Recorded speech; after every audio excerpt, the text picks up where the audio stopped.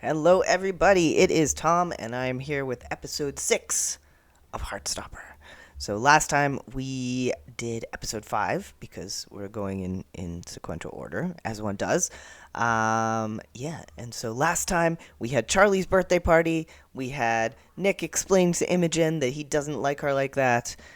We had Tao putting the fear of Tao into Nick. We had lots of stuff. Lots of stuff happened. So here we're moving on to episode 6, Girls, which has some wonderful, lovely things in it. So let's watch and then talk about it, because that's what we do here.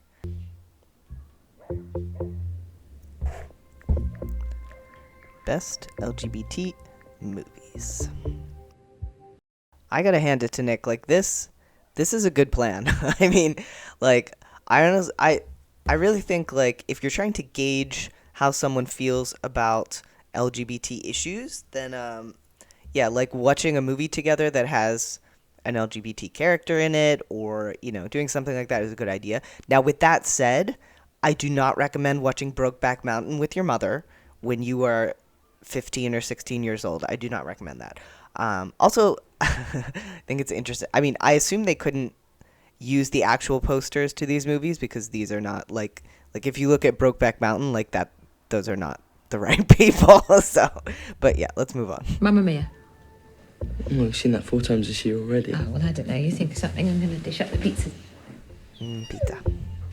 Nelly. But I'm a Cheerleader, very good movie. I've got it. I haven't seen it for a long time. Pirates of the Caribbean. It's a classic. What do you think? It is a classic. Yeah. That sounds good. It seems like he's a little disappointed because he did want to kind of start that journey with his mom of like kind of testing the waters and seeing how she feels about, LGBT stuff in general. But you can also tell he's kind of relieved. Like, it's terrifying, especially with regards to parents. Like, coming out to a parent is probably one of the scariest things. Do you remember that summer when you were like 11 and we had to watch this every evening? It wasn't every evening. It definitely was, because I could quote it word for word by the end of it. Yeah, I mean, I also was quite obsessed with Pirates of the Caribbean in my younger days. I did not recognize that I might have been attracted to more than one of the main couple, but looking back, I'm pretty sure that was what was going on. So, like, yeah, and actually, prior to shooting Heartstopper, I noticed Alice Oseman, like, on Twitter asked people straight out, like, what movie was your bi awakening? And so many people said Pirates of the Caribbean that I assume that is why they chose Pirates to be the moment for Nick as well. But yeah, this is a really cool moment. It's like, yep, Keira Knightley, hot. And Orlando Bloom, also hot. People are hot, man. People are hot. Bisexual. There you go, buddy. Girls. And yay. Now, it's interesting because in the last episode, not in the last episode, in episode 3, Kiss, Tara said that they didn't want to make a big announcement. They weren't going to officially come out, but they have decided to come out through Instagram post, and that's, of course, a very brave thing to do. But, based on what happens, I get the impression that Tara didn't think it would, I think that she thought it would not be as big of a deal as it turns out to be. But yeah, I like that in the comments we can see that Elle is the first one to comment with hearts and hearts and hearts. And we have actually Alice Oseman is the third person there in the comments saying so happy for you both. Watch out, dick nozzle. If you want my attention that badly, why don't you just throw something at me again? Like your last remaining brain cell? And once again, all of Harry's friends are laughing at his expense. Nick and Imogen.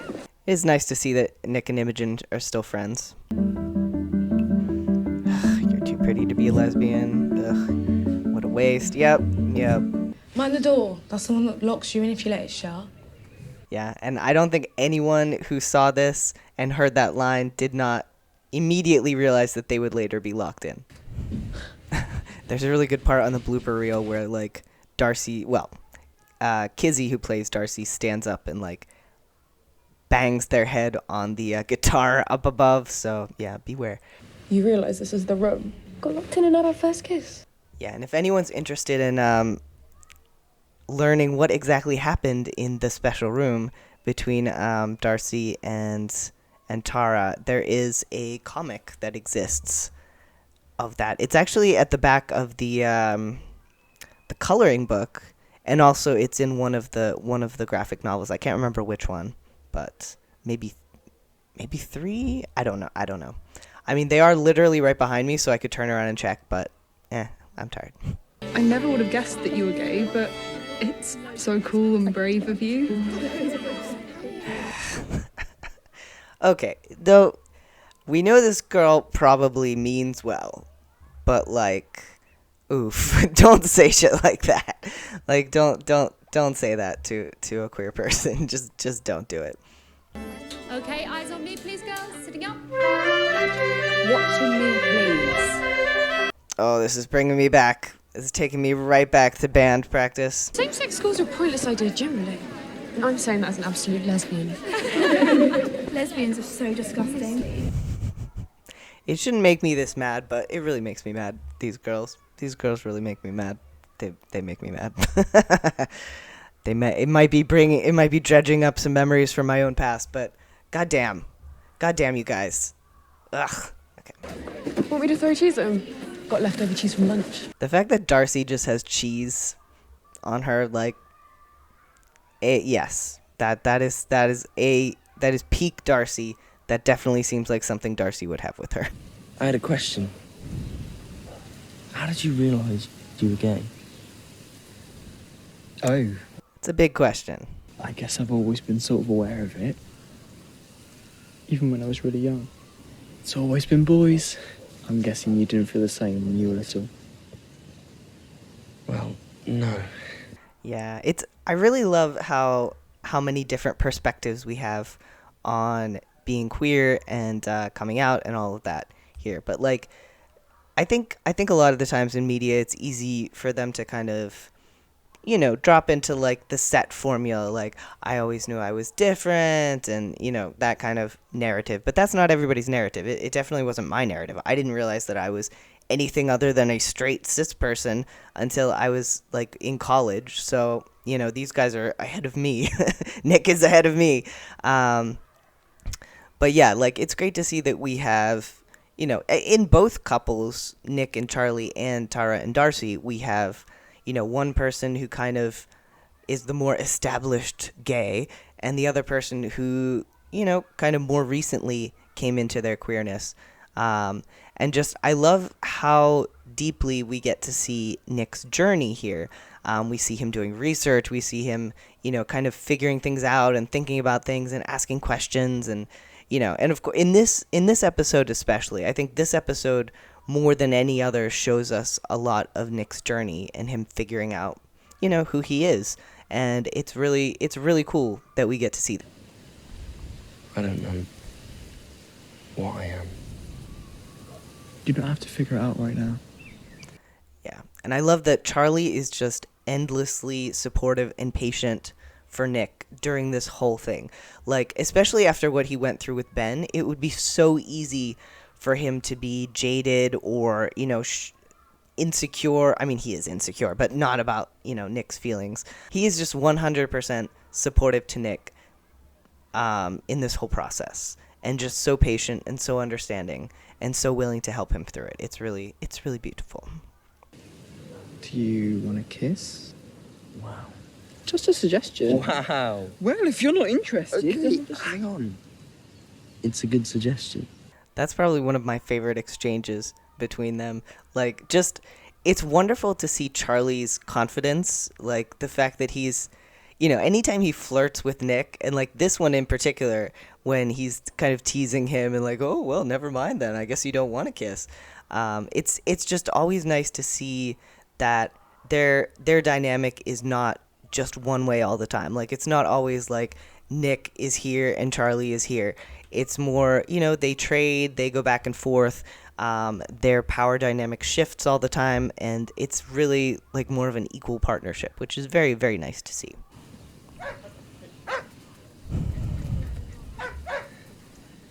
Stupid couple with their dogs. Sorry. Don't be sorry. Yeah, and again, Charlie... Who's calling me? Don't call me. Yeah, so Charlie is just... He gets it. He understands.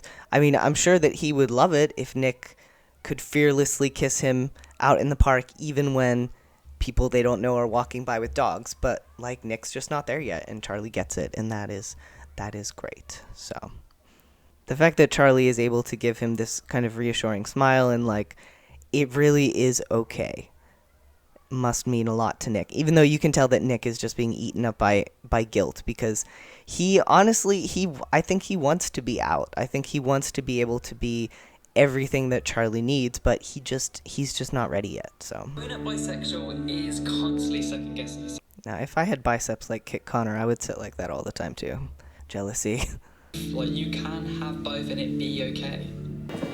I can't believe you get the whole day off to rehearse for this. Sometimes playing a musical instrument has its benefits. When's the concert? Friday night. Can I come? What? Why? Because you're performing. Can you imagine, like, Ben asking to come to Charlie's concert? Like, they wouldn't even be having this conversation because Ben wouldn't talk to him in public. Like, I'm not surprised that Charlie is shocked by Nick wanting to come to the concert. But it's Nick, so of course he wants to come. You don't have to come. You've probably got way more interesting things to do. What could be more interesting than being with you, Charlie? Charlie, come on. Your drum kit still isn't set up. This woman is just the ultimate, like... It's like she can sense when the queer couples are having a moment and she just has to interrupt. Like, come on. Charlie tried to teach me the drums once, and I am absolutely crap. Charlie tried to teach me the drums once. Was he trying to teach you the drums, buddy? Because it seemed like he was just holding your hands and, like, drumming a beat, and then you got all flustered, and that was it. But fair enough. You and Charlie getting along well then? Yeah. And Tara just stares at him with that knowing look. Actually, we're sort of going out. And obviously this is a huge moment. The first time that Nick says the words, comes out to someone, says, "We're going out." And just, it's really great that he has someone like Tara to confide in, because, you know, he knows that she is a safe person to tell this to, obviously. I mean, she's gay too, and she came out to him first, so it makes complete sense that she's the one he feels comfortable confiding in first. I mean, when we were 13, I thought we were going to be boyfriend and girlfriend forever. Okay, I have to say, I love that they went to the trouble of hiring 2 younger actors to play the younger selves of Nick and Tara just for this, like, 2 or 3 second shot. Although, honestly, those kids look a bit younger than 13, but maybe I'm just a bad judge of how old kids look. But they look like they're about 10 or 11, but, yeah. Come on, girls. We're running through it again in a minute. See? She senses it. She senses when queer people are having a moment and has to interrupt. We're here all day if you want to meet us for lunch.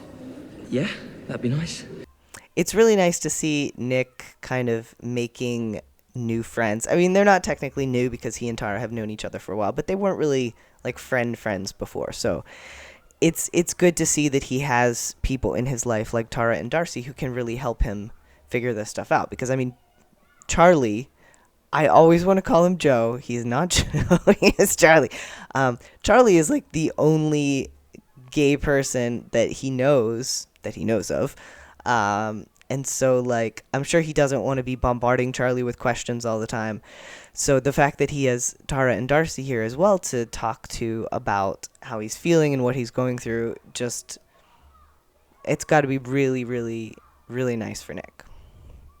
Oh my god, we found another one! You can't tell anyone. She won't tell anyone. Yeah, Not having lunch with your boyfriend today? No, I'm waiting for your mum, actually.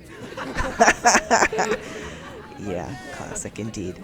No, but, like, the fact that Harry continues to yell things at Tao when every single time Tao just decimates him and everybody laughs at Harry. Like, why are you doing this to yourself? Oh my god, do you know what we need to do? Double dates! Us and Charlie, tomorrow night, before the concert, milkshakes. I like milkshakes. Good! Now, as glad as I am that they invite Tao and Elle along on the milkshake date, I also kind of wish that they had not done that, because I feel like it would have been really cool to be able to see, like, Nick and Charlie going on a date with people who know that they're together and just, like, being able to relax and just be coupley with each other without worrying. So, like, yeah, I am a little bit sad about that, but obviously it's great that Tao and Elle come along. Being out is hard. A lot of people will see you in a different way, and it is a lot to deal with. Yeah, and I like through this whole episode we get hints of how Tara is feeling, especially in the things that she says to Nick here, in the things she says to Elle later, and you know, I mean, Darcy doesn't seem to pick up on it here, but she definitely does at the Milkshake Cafe. But we'll talk about that when we get there. Are you, like, definitely gay? Or do you think you're bi? Or... I'm definitely gay. Kissing you was actually one of the things that made me realise I don't like kissing guys. Okay, happy to help. I love that she tells him that. Like, she just flat out tells him, like, no, actually, I really hated kissing you. So, but it's okay. It's all fine. See you tomorrow? Yeah, that sounds really good. And I have to wonder, like, with Nick saying that sounds really good, he almost sounds surprised, like, and you have to think about the fact that, like, this is the first time that he's made plans with friends, plural, so not just Charlie, that he's actually, like, looking forward to and, you know, excited to go and, like, be himself. So this is a huge, huge thing for him. So it's really cool that Tara and Darcy are able to give that to him. You're kind of the first people I've told about Charlie. Does it feel good to have told someone? Yeah, really does. Aw, he looks so happy. And I mean, we know since episode 4, since Secret, like, we know that Nick has really been torn up with guilt about having to keep their relationship a secret and, like, what it's putting Charlie through. Yeah, so we know that Nick is kind of torn up with guilt. So the fact that he is able to finally tell someone and it's completely fine, like, he must, I mean, obviously he feels good about it, but, like, it's got to be such a relief to him and kind of a feeling of, like, well, maybe I can do this and maybe it will be okay, even though it's really scary. But this first little step is very, very good. You can't come in here. Nick's coming round. I didn't realise you were in a committed relationship. What? We're not... Charlie, you're so bad at hiding this. He's not... Shut up. Even if we were together. And zoom. Now, it's been pointed out that the glass is, like, way too full to make that sound when she slurps on it, but we're just going to suspend disbelief because it's very important that Tori makes a slurping sound as she drinks her drink, so just part of her older sister magic. Now, I would also like to point out that Nick is wearing the blue sweatshirt that Charlie borrowed in the snow scene, and, like, this is probably the item of clothing that we see Nick wear the most after Charlie wears it. Coincidence? Maybe, but maybe not. What? You're staring. No, I wasn't. Yeah, you were. Do your homework. Yeah, and also in the comics, it's actually Nick who is staring at Charlie in this scene, and it is extremely cute. Like, he's just there like, so, but it does work to have Charlie do it in this scene. I mean, to be honest, if I was crushing on a guy for that long and it turned out that he was into me and, like, we were, like, laying on my floor doing homework together, I would stare too.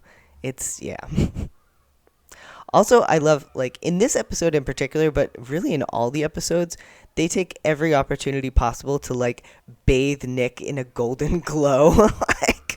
like he is just heavenly all the time. He has this heavenly aura about him all the time. So I don't blame Charlie for staring for that reason either. You know, I was talking to Tara at the rehearsal today. Yeah? I told her we're going out. Oh my god, that's amazing. Now, obviously, Charlie is very pleased, but, like, let's again think about what this means to Charlie after being with Ben, who, like, let alone coming out to anyone, wouldn't even, like, acknowledge Charlie in public spaces. And now Nick has actually come out to someone. Like, no wonder Charlie is so Wait, happy. Are you sure you wanted to? But even so, he still has to check with Nick and make sure it's okay. Yeah. You didn't just force yourself because I'm out or anything. No, I wanted to tell them. I do think it's interesting that Charlie doesn't ask, what do you mean them? Like, because Nick only said that he came out to Tara, and then suddenly he says, I wanted to come out to them. But I mean, I guess we can assume that Charlie assumes that Nick is talking about Tara and Darcy. But still, if I were Charlie, I would have a moment's pause. Like, wait, what? How many people did you tell exactly? So, how about the concert tomorrow night? You really don't have to come. It'll be boring. No, I want to support you. Poor Charlie. Like, his self-esteem is so low that he just can't wrap his head around the fact that someone would actually want to come to his concert. And Tara and Darcy want us to go and get milkshakes with them before it starts. Like a double date. I've never been on a date. Me neither. You want to go on one? I think it's very interesting that Nick, popular rugby king, has never been on a date before. Like, I mean, we know that he had some interest in Tara, like, 3 years ago. But since then, I wonder if there's been any... I mean, I can't imagine, like, that Imogen was the first person to have a crush on him. I mean, he's Nick. Like, who wouldn't have a crush on him? So yeah, I wonder what he's been doing all this time. Like, has he had a crush on anyone since Tara? Has he just, quietly been rebuffing the people who come up to him? Did he, like, quietly, deep inside of him, know that, something was going on with his sexuality? I don't know. It's interesting to think about what might have transpired during those 3 years, but I guess we'll never know unless Alice Oseman tells us.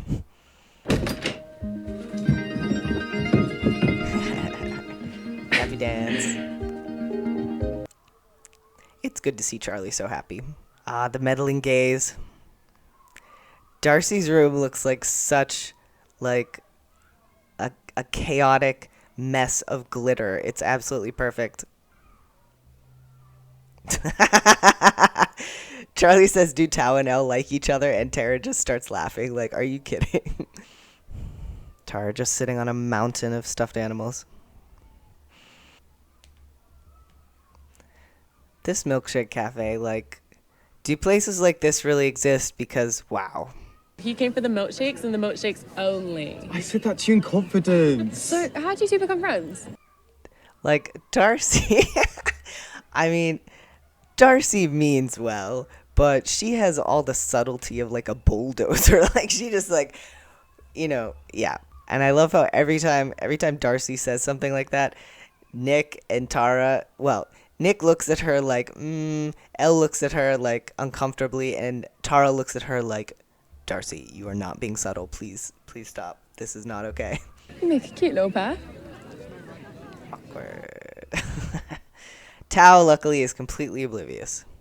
God, no, that is a crime. I love how Joe's tongue is blue in this.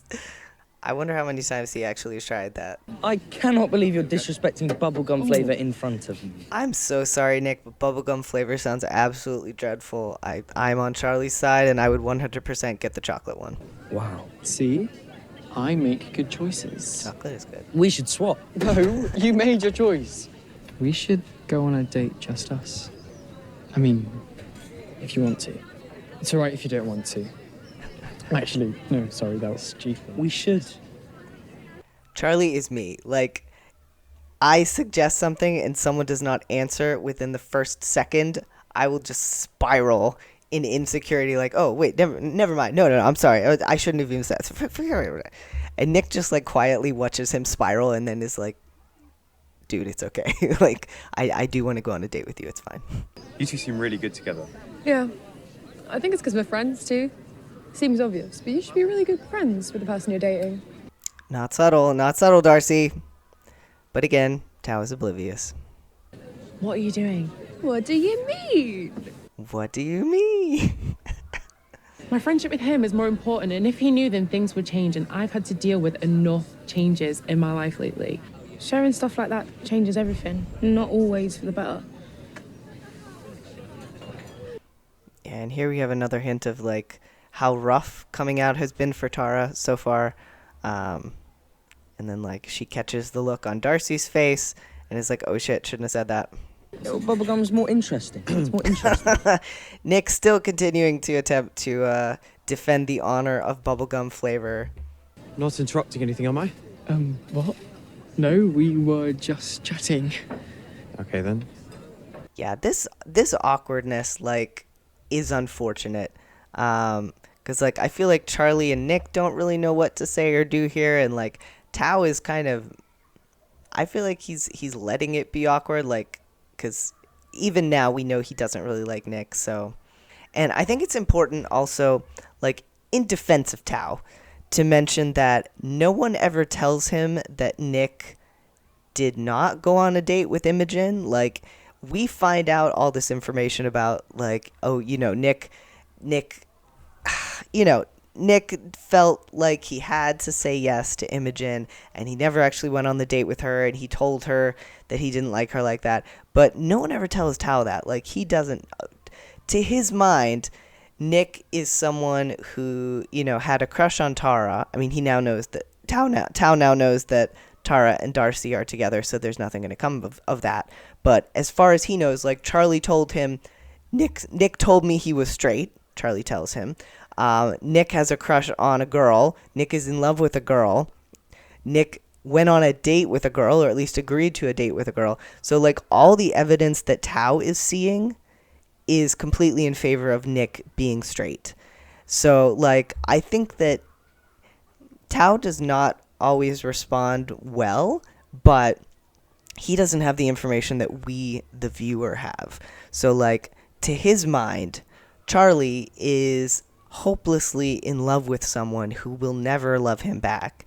And, like, despite the fact that Nick has not outwardly done anything to Tao himself, it's still, like, he hangs around with the rugby guys, who are, many of them are assholes, especially Harry. And, like, yeah, so I think Tao, it makes sense that he reacts negatively to seeing Nick and Charlie getting closer and closer together. But anyway. Awkward silence. You take those back. I'll wait for the last two. You sure? Yeah. Okay. Thanks. Yeah, and here we see kind of the physical representation of Tao's feelings of separation and isolation from his friends. So, like, he's off on his own, and in a minute here, we're going to hear the whole table start laughing, and Tao is separated from it. He's not in on the joke. He feels like he's being pushed out, or like he's losing the connections that he had with them. Did you know this too? The me and Tao thing? We thought it would be fun to go on a triple date. Nick doesn't even hesitate before he tells her that. A triple date? Yeah, you and Tao, Tara and Darcy, and... You and Charlie? Yeah. You two are together? Yeah. Charlie! I'm so happy for you. I mean, I'm happy for you too, but you didn't have to witness all the months of intense pining. Now, another thing that's important to note is that, so, getting back to the Tao situation again, and we'll talk about this more when things blow up next episode, but, like, technically, Charlie didn't tell anybody that he and Nick are together. The only person he tells is Tori next episode, and she pretty much already knew. But, like, I mean, Nick comes out to Tara and Darcy. Nick comes out to Elle. Isaac walked in on them with antiseptic wipes. And, like, so, I mean, I feel like I'm really getting ahead of myself here, but, like, in the next episode, when Elle, like, feels like she has no choice but to confirm what Tao has already kind of figured out about Nick and Charlie, like, he's hurt because everyone else already knows.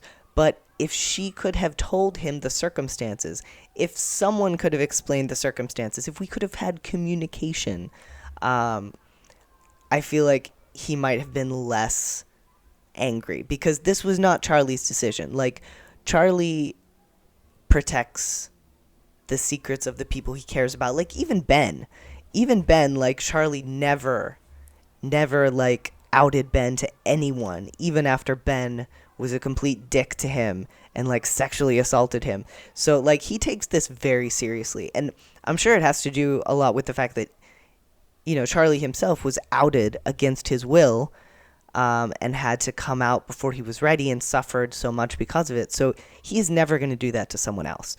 So, like, the fact that he doesn't tell Tao right away, I don't think it should be interpreted as, you know, Charlie deciding not to tell Tao before this point.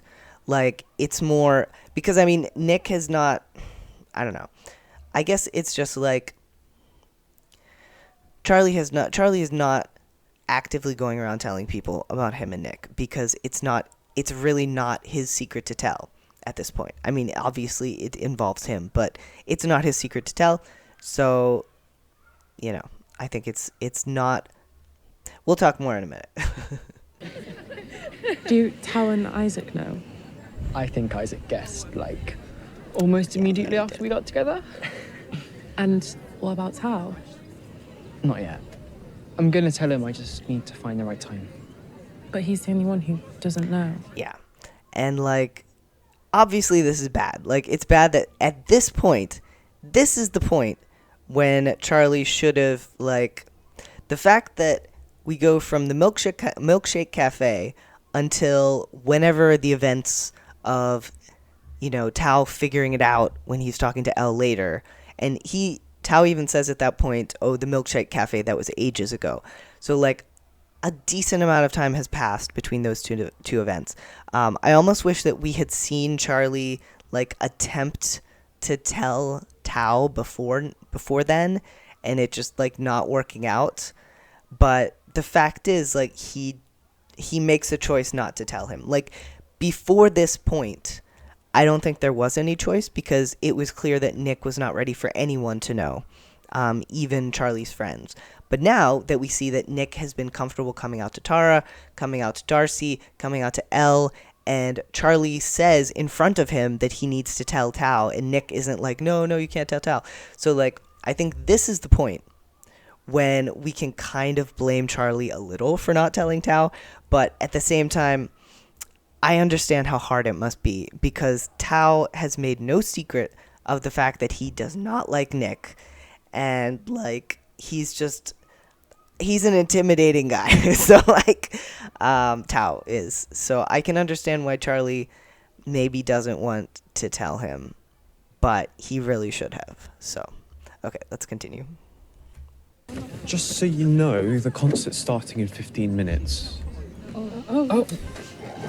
Yeah. I do also wonder if this scene had continued, if the concert hadn't been in 15 minutes, I feel like they probably would have told Tao in this moment, because Elle is there, you know, Tara and Darcy are there, Nick is feeling comfortable with this kind of stuff.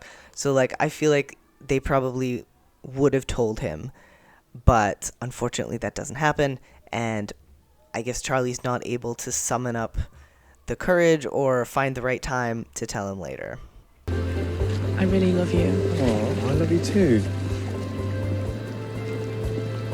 Now, the fact that Elle is able to say this to Tao, to tell him that she loves him, knowing what she does about her own feelings towards him, I mean, gutsy move.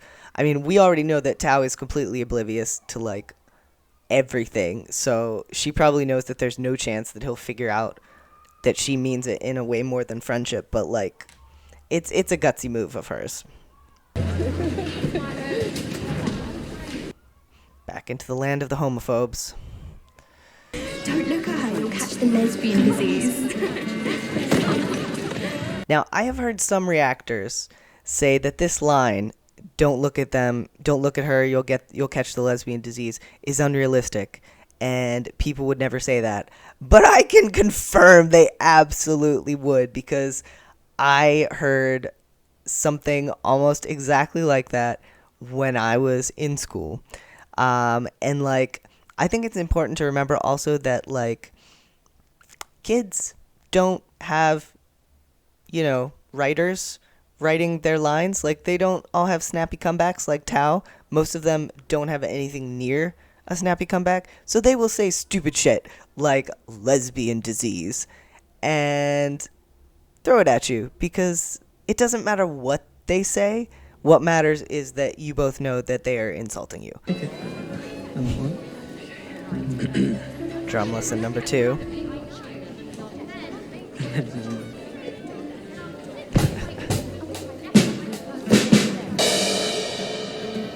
I think it's also interesting that Tao and Elle are sitting in the audience at this point, so presumably Tao is watching all this going on, and his only thought is, yes, this is a heterosexual individual.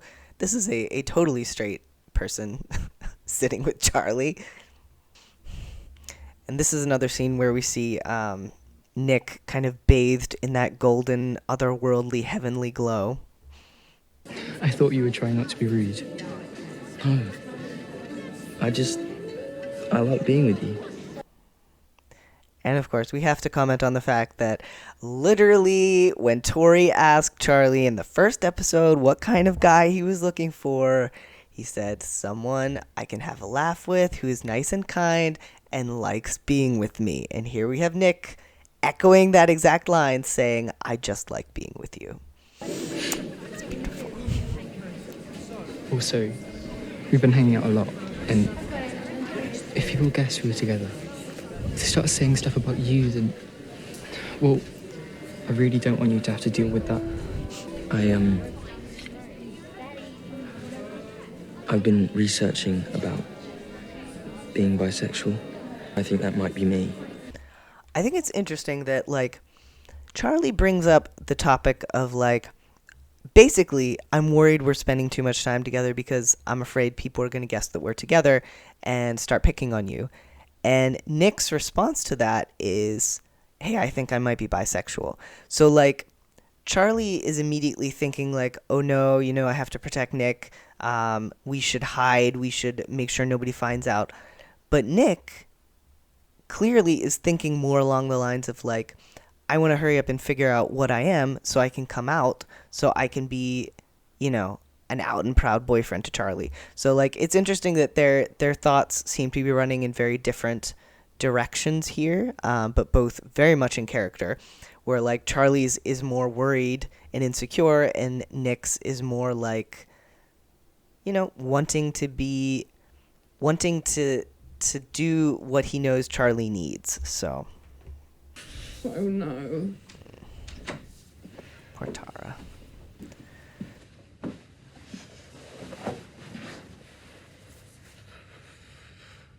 No signal.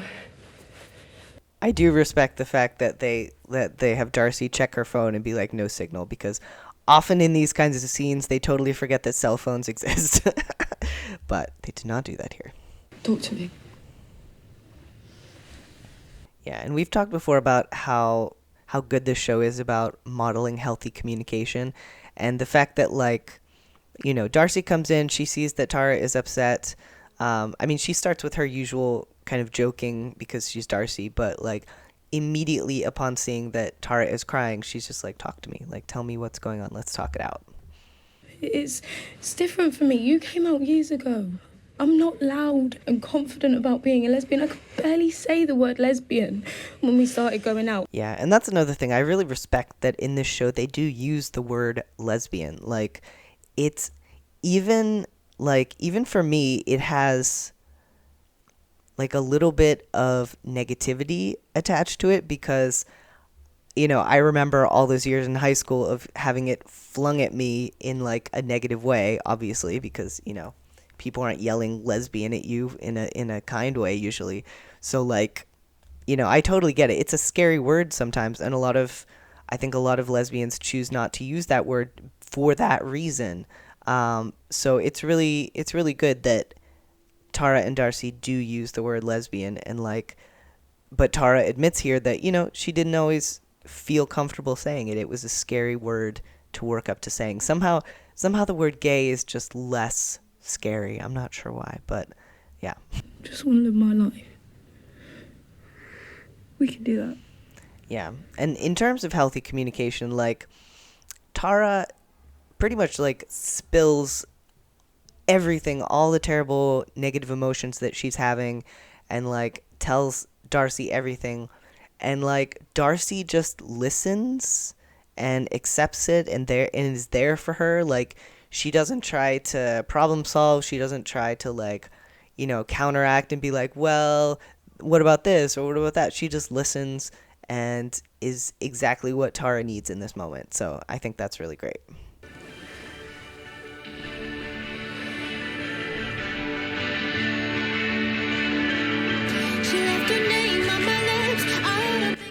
Great song choice. Yeah, and I like how the different couples in this show have different animations. Like, of course, Nick and Charlie get the leaves and sometimes flowers. Tao and Elle get butterflies. And Tara and Darcy get, like, the little lightning strikes and the music notes. We have the whole gang, like, running through the halls, trying to find them. Homophobia! We're in here, we got locked in! Yeah, so, funny story. I've gotten really accustomed to, like, blaming any minor inconvenience on homophobia, like, to the extent that when something bad happens to one of my straight friends or someone who I know who is not queer, like, my first instinct is to say homophobia, but then I realize, like, oh, I can't say that because that doesn't fit. It's very sad. It's very sad when that happens. Hey, you're not supposed to be on stage like right now. And I love this where, like, it's been pointed out by other reactors, but I have to say it, like, we have the L, we have the lesbians, we have the G, Charlie, we have the B, Nick, and then we have the T, L, and then, well, Tao can't run in the background. But I just love that Nick and Charlie grab hands here.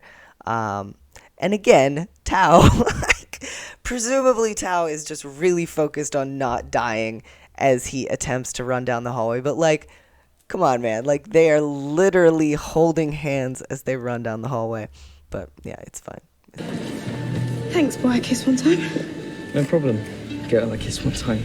Now, I have never played the clarinet, but I was in band and marching band for a long time. And, like, don't you need to, like, wet the reed? And, like, there's more preparation than just jamming the clarinet together. Like, you have to, like, wet the reed and, like, put it in and, like, screw it in. Like, but that's okay. Maybe I'm wrong. Maybe this is, like, some new clarinet technology, but who knows? You gonna be okay? Yeah, I'll be okay. You? Yeah. And I love that she asks him if he will be okay in this part. Tao looking happy, and then he looks at Nick. Nick sits next to him, and Tao's immediately like, this fucking guy. And, like, settles into the sulkiest teenage pose imaginable, while Nick the golden retriever sits grinning beside him, smiling at Charlie. Tao is so oblivious. Like, he literally has Elle giving him heart eyes beside him and Nick giving heart eyes at Charlie, and, like, he's just there, like, in the middle with no idea, but that's okay.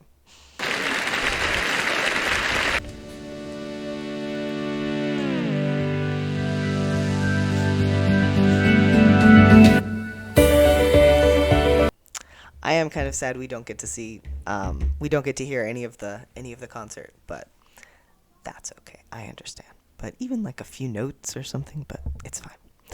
All right, but yeah, that is episode 6, Girls.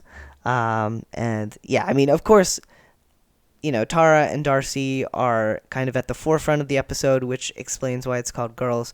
But there's also the fact that Nick is realizing that he's bi and he likes both boys and girls. So we have, again, multiple possibilities for the reason that it's called that. This episode has a lot of good stuff in it, especially regarding Nick's journey.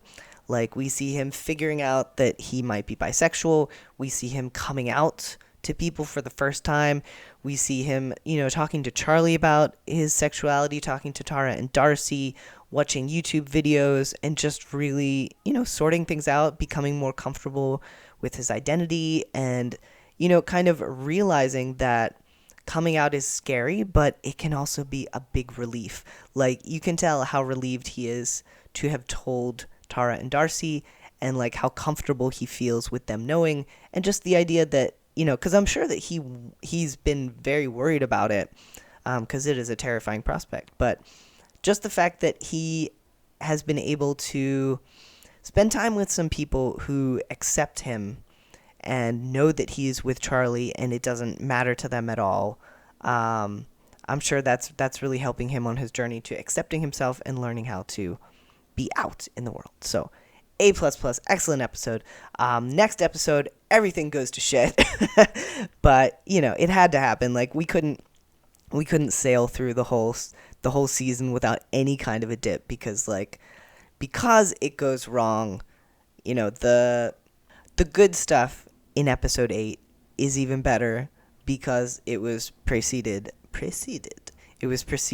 by some bad stuff. So anyway, so thank you very much for watching. Please, as I've said before, feel free to follow me on Twitter or Twitch or Instagram. I usually follow back regarding Twitter, at least. And definitely leave a comment below letting me know your thoughts. As we said before, essays are good. We love essays here. Write as much as you want. Dissect the characters. Write 10 pages. It's all good. I will read it all. Okay, so thank you again, and I will see you next time for episode 7. Yes. Okay, goodbye.